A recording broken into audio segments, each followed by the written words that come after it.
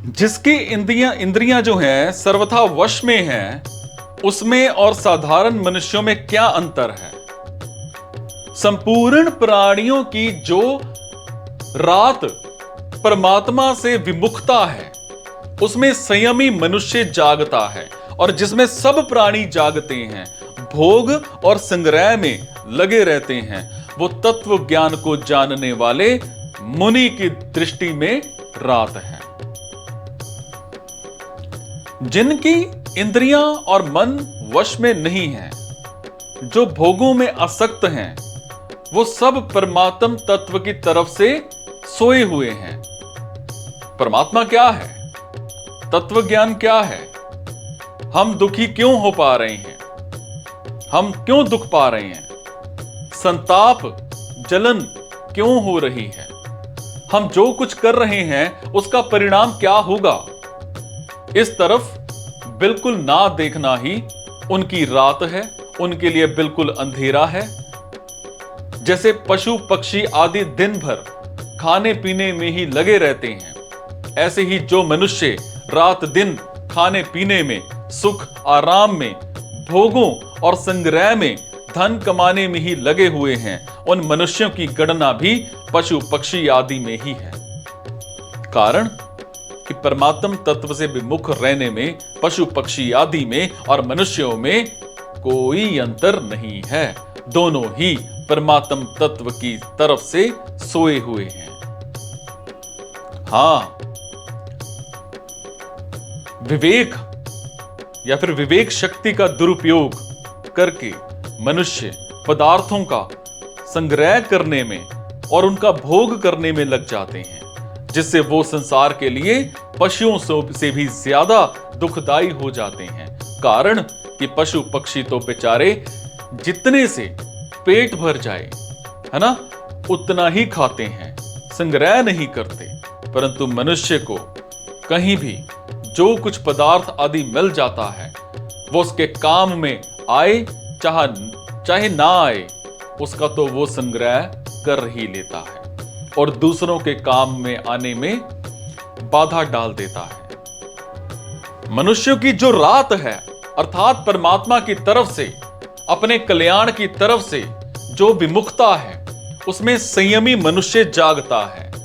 जिसने इंद्रियों और मन को वश में किया है, जो भोग और संग्रह में आसक्त नहीं है, जिसका ध्येय केवल परमात्मा है, वो संयमी मनुष्य है।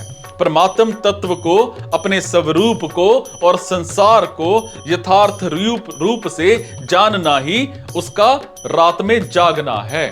जो भोग और संग्रह में बड़े सावधान रहते हैं, एक एक पैसे का हिसाब रखते हैं, जमीन के एक एक इंच का ख्याल रखते हैं, जितने रुपए अधिकार में आ जाएं, वो चाहे न्यायपूर्वक हो अथवा अन्यायपूर्वक, उसमें वो बड़े खुश होते हैं कि इतनी पूंजी तो हमने ले ही ली है, इतना लाभ तो हमें ही हो ही गया है। इस तरह वो संसारिक क्षण भंगुर भोगों को बटोरने में और आदर सत्कार, मान बढ़ाई और प्राप्त करने में ही लगे रहते हैं, उनमें बड़े सावधान रहते हैं। यही उन लोगों का जागना है।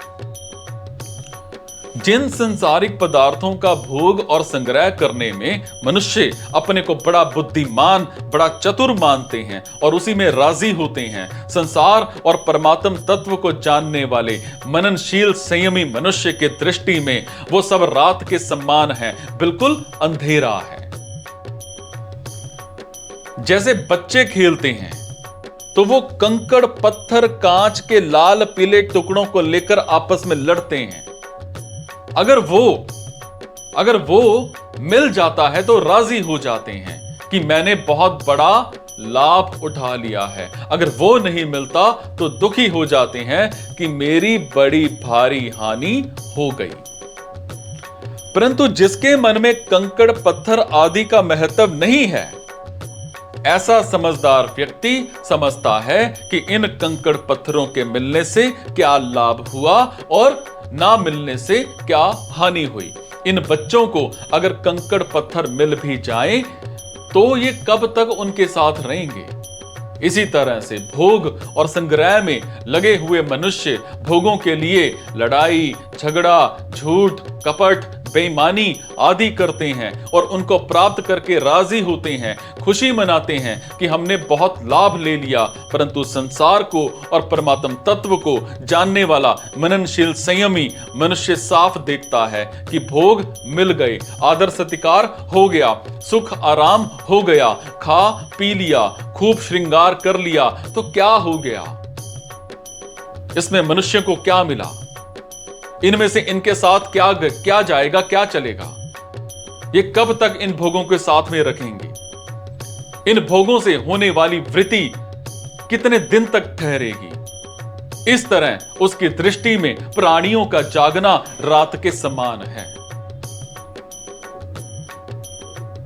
वो मननशील संयमी मनुष्य परमात्मा को, अपने स्वरूप को और संसार के परिणाम को तो जानता ही है। वो पदार्थों को भी अच्छी तरह से जानता है कि कौन सा पदार्थ किसके हित में लग रहा है, इससे दूसरों को कितना लाभ होगा। वो पदार्थों का अपनी अपनी जगह ठीक तरह से सदुपयोग करता है, उनको दूसरों की सेवा में लगाता है। जैसे नेत्रों में दोष होने पर जब हम आकाश को देखते हैं तब उसमें जाले से दिखते हैं, और आंखें मीच लेने पर भी मोर पंख की तरह वो जाले दिखते हैं, परंतु उनके दिखने पर भी हमारी बुद्धि में ये अटल निश्चय रहता है कि आकाश में जाले नहीं हैं। ऐसे ही इंद्रियों और अंतःकरण के द्वारा संसार दिखने पर भी मननशील संयमी मनुष्य की बुद्धि में ये अटल निश्चय रहता है कि वास्तव में संसार नहीं है, केवल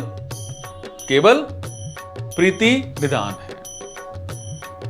सांसारिक मनुष्य रात दिन भोग और संग्रह में ही लगे रहते हैं, उनको ही महत्वता देते हैं, सांसारिक कार्यों में बड़े सावधान और निपुण होते हैं, तरह तरह के कला कौशल सीखते हैं, तरह तरह के आविष्कार करते हैं, लौकिक वस्तुओं की प्राप्ति में ही उनकी उन्नति मानते हैं, सांसारिक वस्तुओं की बड़ी महिमा गाते हैं, सदा जीवित रहकर सुख भोगने के लिए बड़ी बड़ी तपस्या करते हैं, देवताओं की उपासना करते हैं, मंत्र जप करते हैं आदि आदि।